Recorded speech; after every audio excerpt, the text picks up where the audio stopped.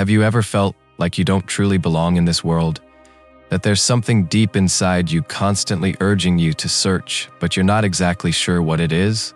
Perhaps you don't remember, but your soul never forgets. It forgets that you have come here many times. It forgets that between death and life, there is a sacred journey that no book ever teaches you. A journey where you make agreements before reincarnation, choosing your parents, your pain, your lessons. And then, you enter this world, carrying the light but temporarily forgetting it. In this video, we will lift the mystical veil, discover what happens between two lifetimes, and why awakening in this life is the very gate that leads you back to your eternal soul essence. Take a deep breath, step away from the noise of the world, and join me on a journey to remember yourself. Death, in the perception of most people, is the end. It's the final bell that closes a life we're attached to. It's the boundary that seems uncrossable, where the body returns to dust and all memories seem to vanish. Humanity has spent thousands of years fearing death, avoiding it, creating rituals and beliefs to soothe the obsession with a dark and uncertain ending. But from the soul's perspective, a perspective that transcends physical life and death, all these definitions are merely a part of the cosmic illusion. The truth is, death is not the end. It is a transition, a role change, a step through the door of this reality back into the true state, the place the soul has always belonged to. In the moment the heart stops beating, when the final breath dissolves into the void, something extraordinary happens, but no one has taught you to recognize it. There is a part of you that does not die. A part, consciousness, soul, light, remains whole. It not only doesn't disappear, but actually becomes sharper, clearer, more aware than ever before. You begin to feel light, lighter than the wind, lighter than thought. You feel that you are no longer in the body but floating somewhere above it, watching yourself lying there, motionless, silent. You see your loved ones' faces, hear the choked cries, see the puzzled eyes of the doctor shaking his head, and you want to say, "I'm still here, don't cry." But no one hears you. No one senses your presence anymore, except you. That is the moment the soul leaves the body, a moment without explosion, without dramatic tremors like in the movies, but peaceful, quiet, nearly sacred. Some near-death experiencers describe it as passing through a soft mist or escaping from a tight garment. You no longer feel any weight, pain, or worry. There is only a strange clarity and an immense spaciousness, as if you've just been unlocked from the narrow confines of a body. And then, almost instantly, you enter the deepest reflection of all, a review of the entire life you just lived. Every moment, every decision, every thought, all played back like a vivid living movie. But unlike recalling memories in your mind, this time you experience everything through emotion, from both sides. If you have ever hurt someone, you don't just remember what you said or did, you feel that person's pain as if it were your own. If you have ever embraced someone in pain, ever forgiven when no one expected you to, you also feel the comfort and light you offered as a warm current flowing through your soul. There is no one judging you, no God on a throne pointing out faults, no heaven or hell delivering earthly-style judgments of right or wrong. It is you, your soul in its highest consciousness, facing what you have created, but not through guilt, through awakening, through deep compassion, through wisdom unbound by ego. You don't say, "I was wrong," with self-blame. You whisper to yourself, "Oh, now I understand. I understand why they were hurt. I understand why I chose that. And I'm ready to learn again, from love, not fear." That moment of life review doesn't have time. It might take only seconds from the perspective of the living, but in the soul's realm, it can be an expanded timeline where you dissolve into the experience, learning more deeply than from any lesson while alive. And if you lived a life too short, or passed in pain, tragedy, suicide, or intense events, your soul may hesitate, become confused, or even be temporarily stuck in the intermediate realm between the two worlds. This is why some souls linger around the places they once lived, unaware that they have died, because their consciousness remains entangled in emotions, memories, and unresolved pain. But the universe abandons no one. In such cases, beings of light, spiritual guides will appear to help the soul move on. They don't give orders. They don't drag you away. They simply call your name in a way you cannot resist, from the highest layer of emotion, love. Once the soul is ready to release its attachment to the old life, it is welcomed into another plane of existence, where there are no bodies, no linear time, no roles or social scripts. That place, the West calls it the interlife or the between lives realm. In Tibetan Buddhist philosophy, it is known as Bardo. In past life regression experiences, it is often described as a magical white space, a place of nothingness that holds everything. The soul at this point returns to its original state, no longer me with a name, gender, role, nationality, or past. You are no longer the one who failed, who loved recklessly, who feared or longed. You return as part of the ocean of consciousness, a cosmic spark of pure wisdom, where you remember who you are, where you came from, how many lives you've traveled through, and what you are learning in this eternal journey. And before you fully enter that space for healing and continuation of the journey, something profound happens. You remember, you have never been this body. You have never truly died. You are merely passing through a phase in the infinite journey called soul evolution. After the soul departs from the physical body, after the entire life just lived is replayed in the light, not for judgment, but for understanding, the soul enters a new stage, a phase of rest, healing, and reintegration. This is when the door opens to a silent and invisible space, where time dissolves, and all movement becomes nothing more than subtle waves of energy. With no more body to cling to, no more roles to hold on to, the soul enters the intermediary realm, a nameless, shapeless, boundaryless dimension that holds all life within it. This is the space known in Tibetan Buddhism as Bardo, and among many Western near-death researchers as the inner life, or the in-between realm. Despite differences in naming, experiences reported by thousands who have touched this state share striking similarities. It is a realm radiant with light, but not blinding, vast and quiet, but not lonely. A translucent realm where all sensations of the body dissolve, yet consciousness becomes clearer than ever. The intermediary realm is not a place where the soul immediately reincarnates, but a place where it rests, like a traveler returning from a long journey, bearing the dust of the world, unhealed wounds, and unanswered questions. Because life in human form always leaves vibrations behind. And whether you lived in light or passed through darkness, you carry with you traces. Suffering, love, loss, regret, sacrifice, fear, anger, or even unfulfilled joy. These things do not disappear when you die. They remain within the energy field of the soul, creating blockages, scars, and distortions that need to be released.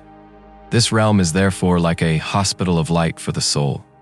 But here, there are no drugs, no needles, no hospital beds, only the presence of pure love. The soul is surrounded by a high vibrational energy field that supports and soothes it, returning it to its original wholeness.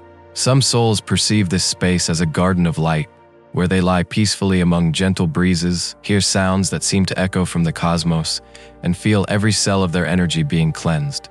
There they are not questioned, not interrogated, not asked to do something next. They are simply invited, relax, remember who you are, return to the light within. Not all souls can easily heal themselves, especially those burdened with deep suffering, unresolved guilt, or who died under harsh circumstances like suicide, war, accidents, or without a chance to forgive. In such cases, beings of light, called soul guides, appear like invisible healers. These guides do not come to command. They are not God, nor are they judges. They are mature souls having lived through countless lifetimes, carrying higher light, greater love, and the ability to connect with deeper levels of awareness. They help the soul revisit what remains unfinished, what is still entangled, what traumas have yet to be released. And they do this not with words, but through presence. Just by being there, the soul begins to remember. It is not just the personality that just passed, but a being of light on an evolving journey. The intermediary realm is also where the soul learns an important lesson: to forgive itself. During physical life, people often accumulate overwhelming guilt, a sense of failure, self-blame. Some depart filled with regret, never having apologized, never having embraced someone one last time, or carrying shame that could not be erased. But upon entering the intermediary realm, the soul sees the entire picture, not just what it did, but the deeper reasons behind it, the wounds that misled it, the lessons that remained unfinished.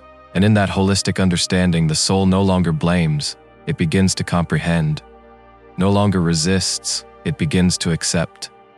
This forgiveness doesn't happen through thought, it happens through energy. Each distorted energy layer dissolves in the light of compassion. Each pain point is opened, illuminated, and healed.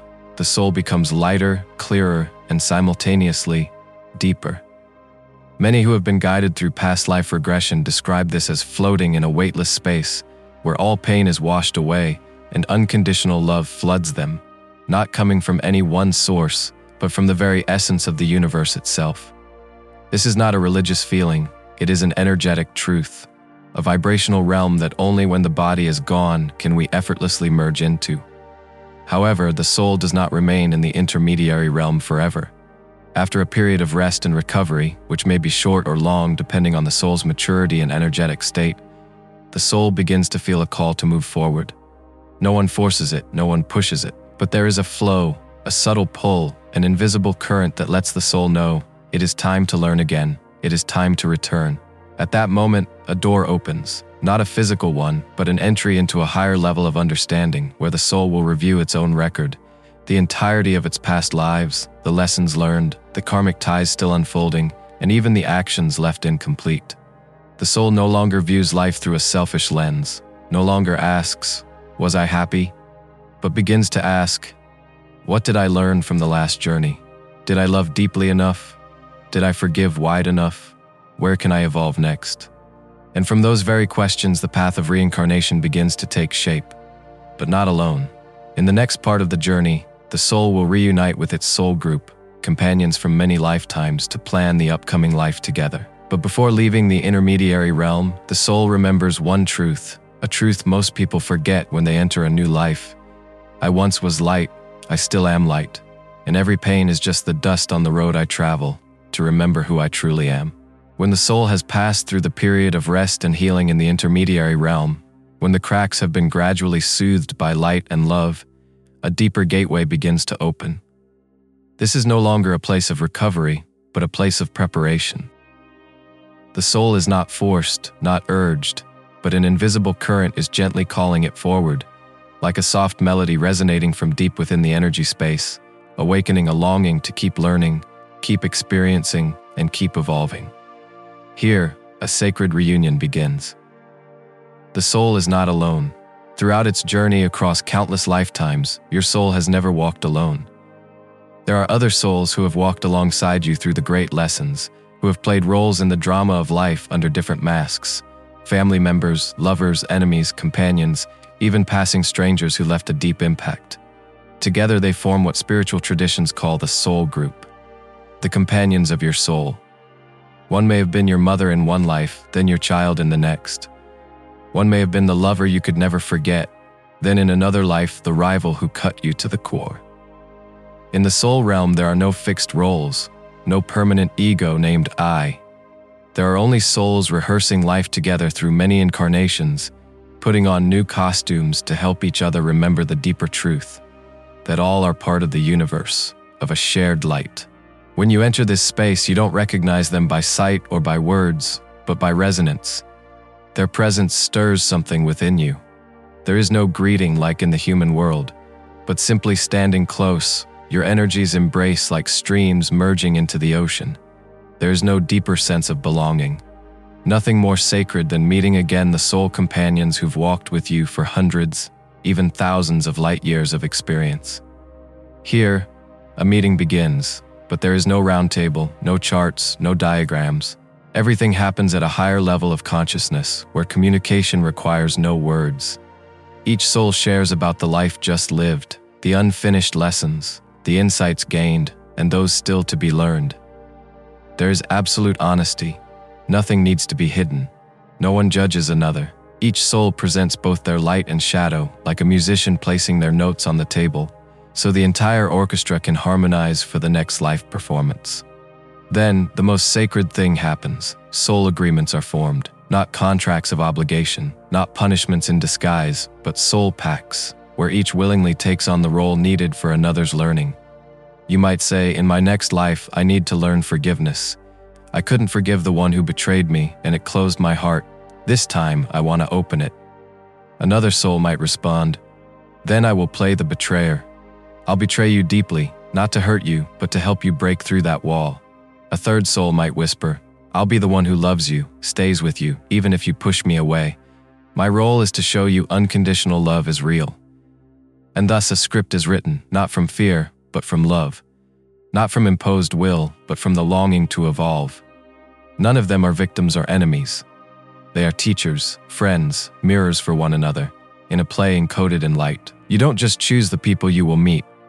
You also choose the lessons to learn, the environment to grow in, even the challenges you'll face. You choose to be male or female, to have a healthy or impaired body, to be born into wealth or poverty, to possess a quiet or fiery temperament, to lean towards spirituality or materialism. All of it selected in alignment with what your soul needs to experience. No choice is random. Everything is based on vibration, accumulated karma, and the level of evolution. And most importantly, the soul never chooses the easy path. It always chooses the path that leads to expansion. Because the soul doesn't care about comfort, it only cares about awakening. Sometimes it was you who chose the emotionally distant father, to learn how to love someone who doesn't know how to show it. It was you who chose the strict mother, to learn self-confidence through the shadows of restraint. It was you who chose the betrayer, to learn how to let go of control and love yourself from within. And this does not mean you must suffer.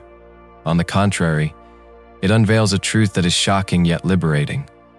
I am not a victim. I am the one who chose this experience, to remember that I am light. When the agreements are made, when the lessons are framed, when your soul is ready, the journey of reincarnation begins. You will be guided to another space where you meet the souls who will soon play your parents, childhood friends, teachers, enemies, soulmates. These people are not strangers. You've met them here, in the light, before all memories were erased. Love at this level has no form of romance or possession. It is soul-signed love, where soul companions promise to create together the most ideal circumstances for growth. Even if on earth they may hurt you, confuse you, anger you, or even leave you forever. But on a higher level, all of that is silent service. And that's why every encounter on earth is sacred. No one crosses your path by accident. No one wounds you without a prior soul agreement. And no lesson comes to you that is not the result of a choice, from a level of awareness your current personality cannot recall. In this space, you come to a profound realization. Everyone I meet is a mirror. Every challenge I face is a doorway to truth.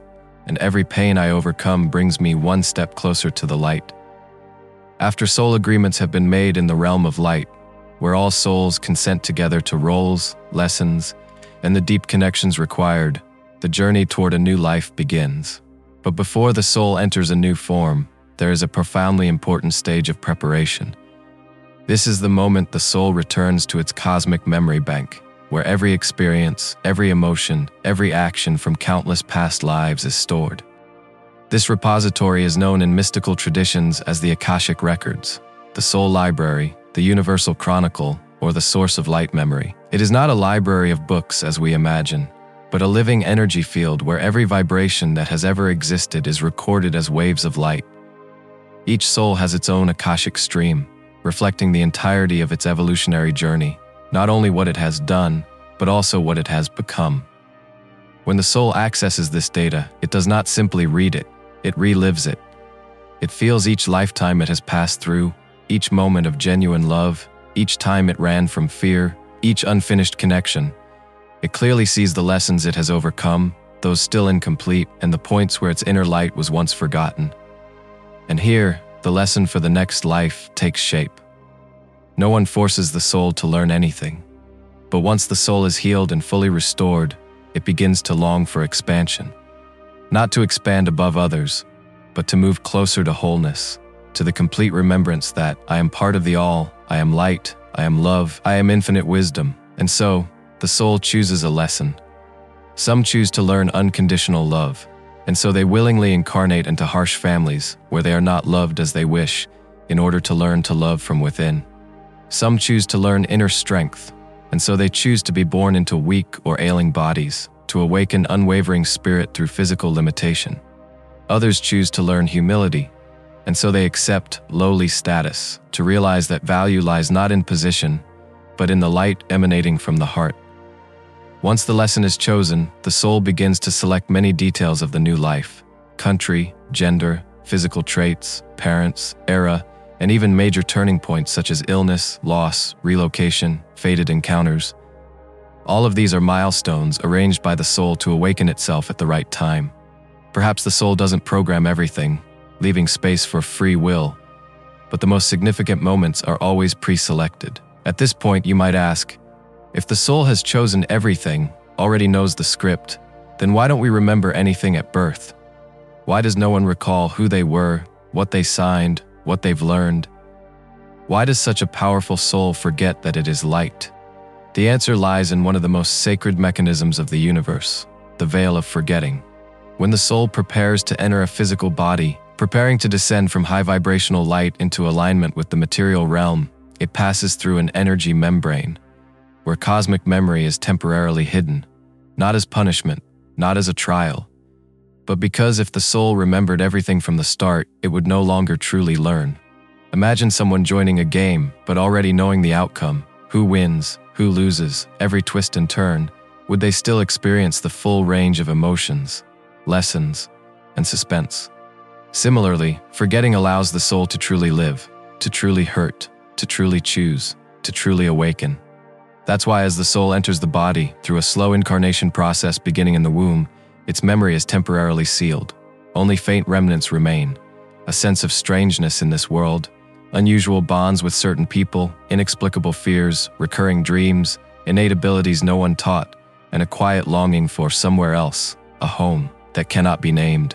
These are the imprints of the soul, echoes of the agreements once made, gentle reminders that you've been here before. You are living a role in a far greater journey, the journey of remembering who you are. Some souls spend a lifetime before awakening. Others light up early through meditation, near-death experiences, regression therapy, or simply a crisis that causes them to reevaluate their entire life. When that happens, soul memory begins to return, not as images but as vibration.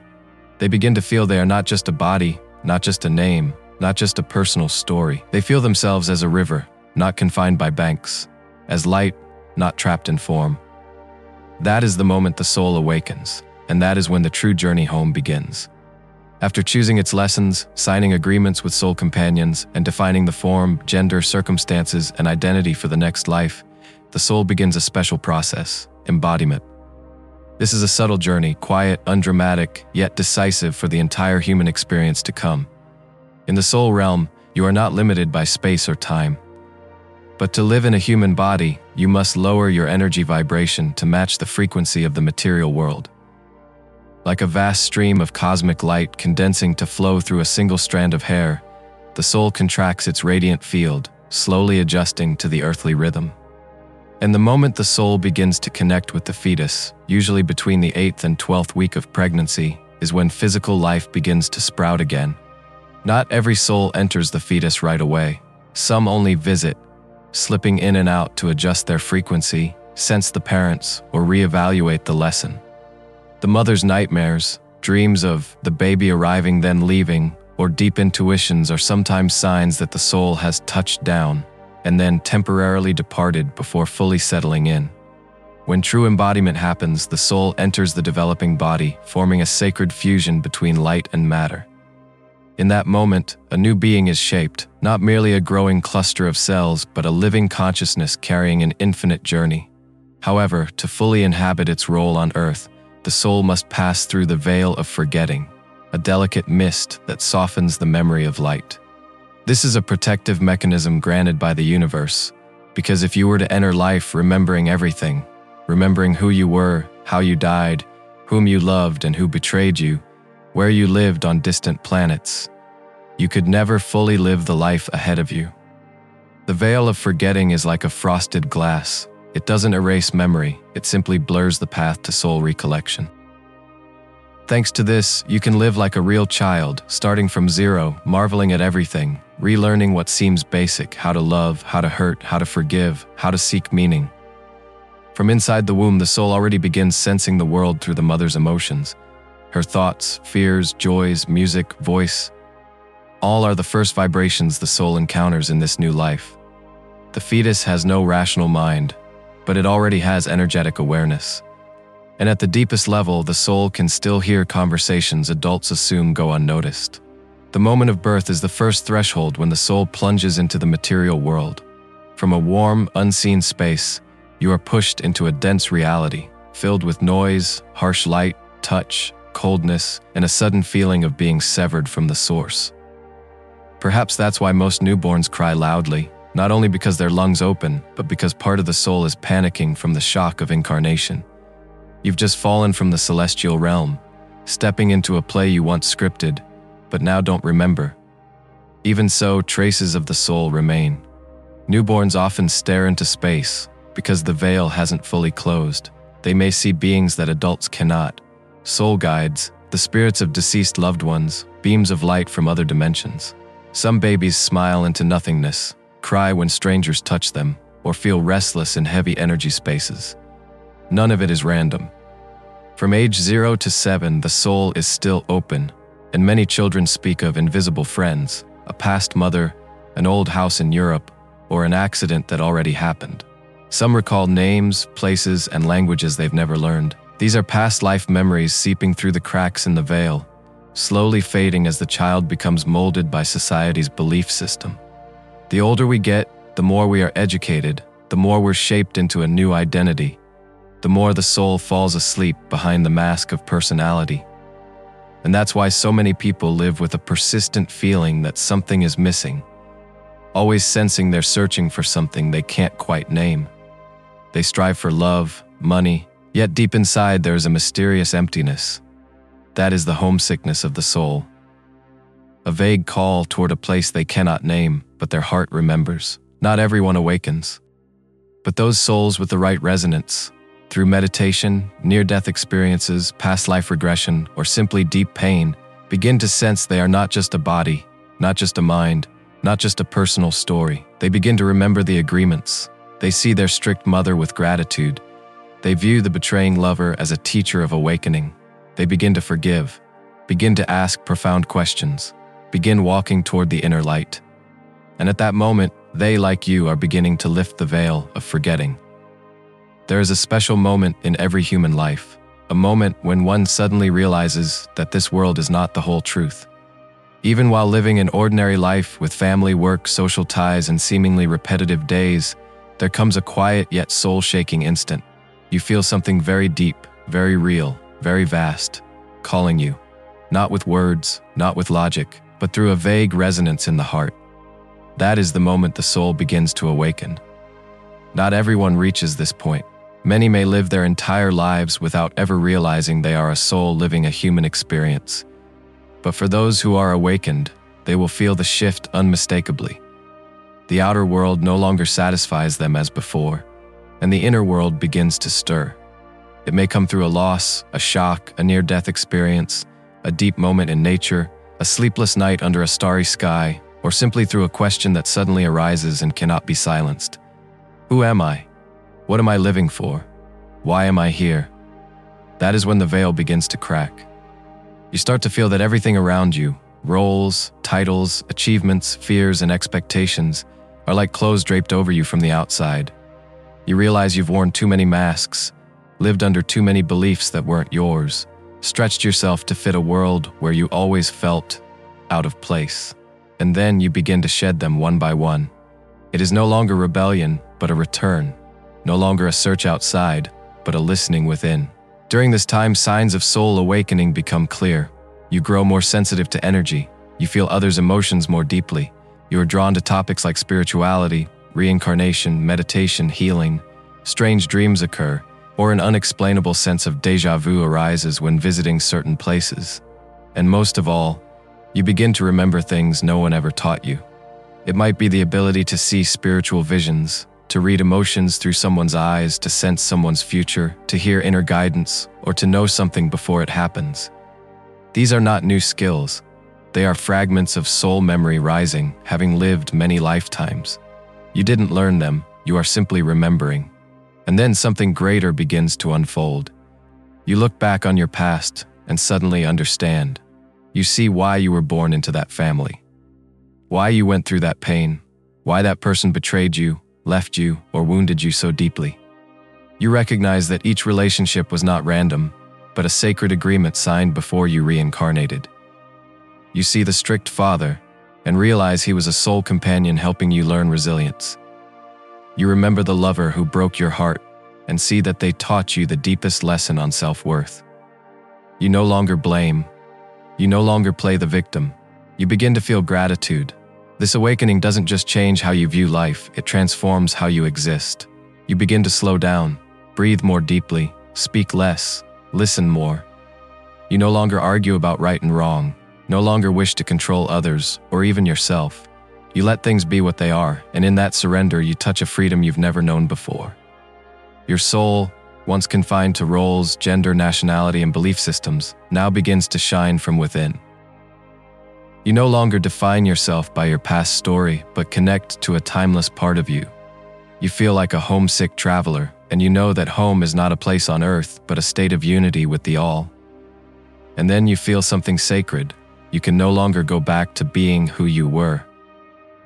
You can't live without awareness, can't love without presence, can't walk without a soul's purpose. You can no longer exist in ignorance, for the light within you has been lit, and you know it can never be extinguished.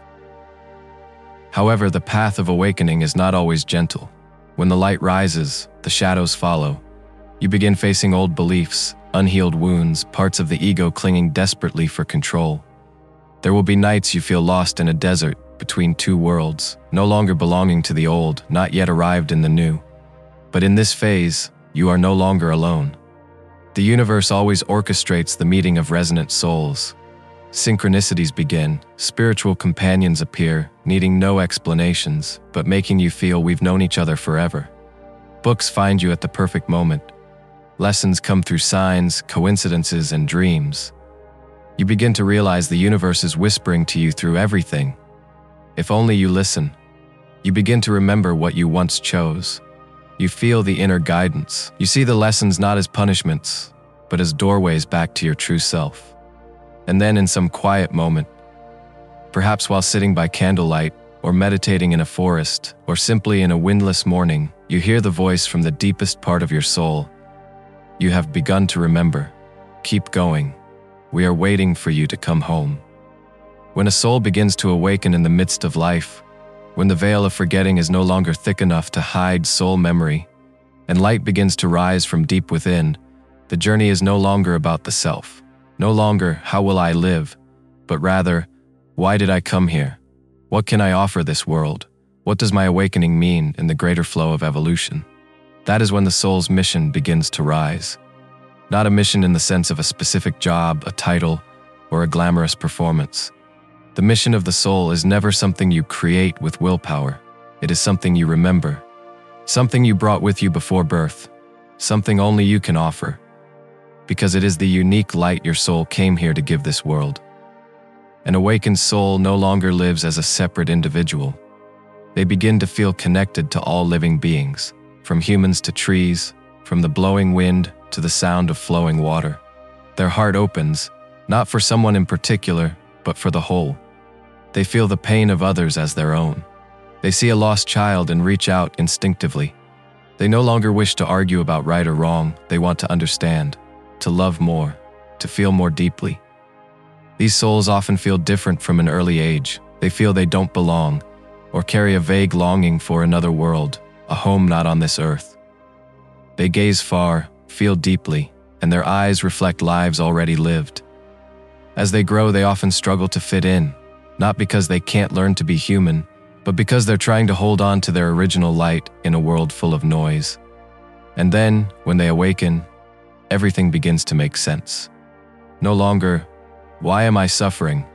But what have I learned from this suffering? No longer, why did they do this to me?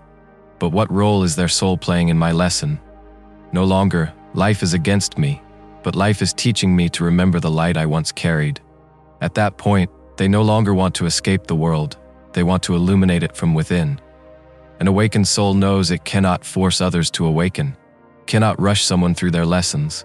They learn to be light, not a spotlight, but a quiet candle, steady enough for others to realize there is another path, another way of being, another frequency of presence. The soul's mission is not about scale, it's about vibration. Some teach meditation to thousands.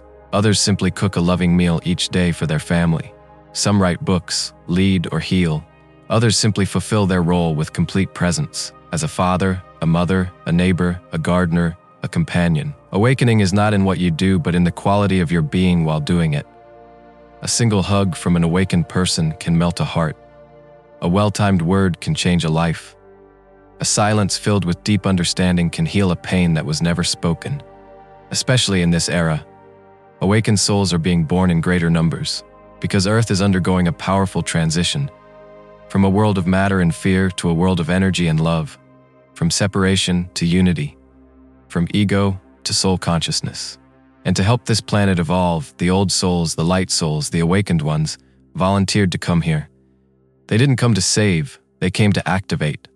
Not to teach, but to be. Not to change things from the outside, but to plant the vibration within. So when the time is ripe, humanity will remember who it is. Maybe you are one of them. Maybe you've always felt different. Maybe you once rejected your difference, once shrank yourself because you felt alone. But know this, what makes you different is the gift you bring to this world. Lift your head, keep walking, even if the path is still dark. Because light doesn't need to see the way, light is the way. You didn't come here to run away. You didn't come here to please the world.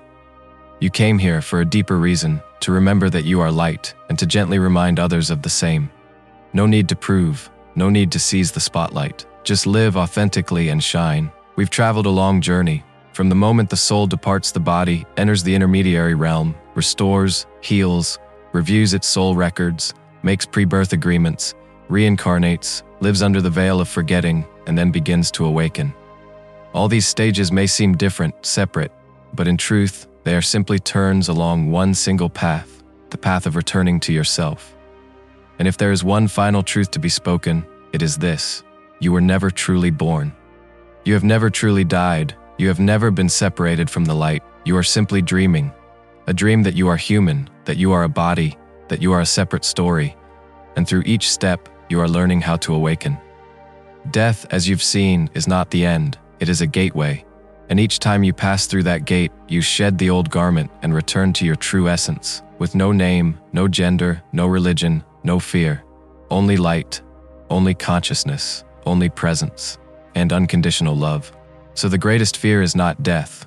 The greatest fear is living while forgetting who you truly are. Living while believing you are small, helpless, or insignificant. Living while mistaking social identities for your true nature. Living without ever listening to the inner voice, the call from your soul that has always been echoing in your heart. You are not the pain you once endured. You are not the mistakes of your past. You are not the face in the mirror or the title on your business card. You are an eternal spark of the universe, choosing to learn through the form of a human, to know what it means to be limited, to understand the value of love, to experience fragmentation, and then step by step return to wholeness. And here lies the greatest miracle. It is when you are most lost that you begin to understand what it means to come home. It is when you forget that you learn to remember with the heart. It is when you feel broken that you realize the light is not found in form, but in the breaking itself. And every time you awaken, even for just one moment, you draw closer to the source. Every time you choose love over resentment, every time you choose forgiveness over punishment, every time you choose silence over reaction in anger, every time you walk through fear and live truthfully from your heart, on the deepest level, the entire universe vibrates with you. Because the awakening of a single soul, even in silence, is a butterfly's wing beat that shifts oceans. You may have forgotten many things, but if you are still reading these words, your soul is already remembering. And that remembrance doesn't come through the mind, it comes through a feeling that cannot be explained. That something deep in these words feels true, feels familiar, feels like home. And if you ask, can I begin living differently from today, not as a human chasing goals, but as a soul fully present in every moment? The answer is yes. And you are ready. You don't need to become a monk. You don't need to leave the world. You just need to be more present with yourself. Listen more from within. Trust your intuition. Honor your feelings. Forgive yourself. Open your heart to imperfection. And above all, live as though every moment is a sacred ritual, because in truth, it is. Because everything you do, whether washing dishes, driving a car, speaking words of love, or sitting in silence watching the sunset, is part of your journey back to the light. You are light in human form, and that light has never gone out. You may wonder, how can I possibly remember it all? I'm still tangled in daily life, in wounds not yet healed. But you know what? You don't need to remember everything. You just need to stop forgetting who you are. And the very moment you ask, "Who am I?" with your whole heart, is the moment you begin to wake from the dream that has lasted for thousands of years. You don't need to be a guru. You don't need enlightenment. You don't need to escape the world. You only need to live truthfully, with each breath, with each gaze, with each choice, knowing you are a soul living in a body, not a body that happens to have a soul. Begin today. Step into the world with light in your eyes, stillness in your heart, and faith that you are on your way home. And if this video has awakened something in you, don't keep it only for yourself. Share this light, because who knows, through you, another soul may also remember who they are. Namaste, from my soul to yours. We have met before, and today we are walking each other home.